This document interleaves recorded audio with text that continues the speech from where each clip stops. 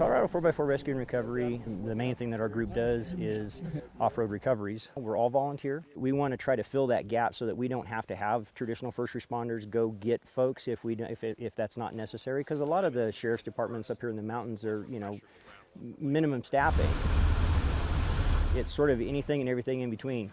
Mud, people get high-centered on rocks, people get into the ditch. We've had people up on shelf roads up on, above the tree line that have rolled vehicles 300 yards down the side of a mountain. Snow conditions, you name it, we've probably seen it. What we're going to be actually doing is going a little bit up trail, and we're actually going to get some vehicles stuck. Today we're practicing snow recovery, snow technique, what we're going to do to try and get the vehicle unstuck.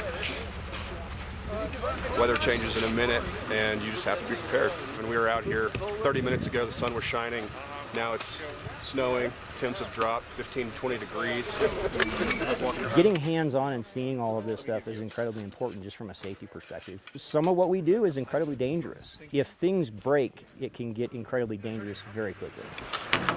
I think a lot of times people get surprised by the conditions. I've been on a number of recoveries where they literally had nothing in their vehicle to even try to dig with. I've showed up on scene and had people actually trying to dig out tires with an ice scraper because that was all they had. It really is a mixed bag between people in stock vehicles that sort of overestimated the vehicle's capability and people in built vehicles that tried it to see what would happen, and then ended up getting themselves into a bad situation. We're all out here learning more and trying to learn more and trying to better prepare ourselves so we can serve the people who need us to help them. If you had to give advice to people who are coming up here, what should you be doing so that they don't have to call you guys? Let somebody know where you're going to be going.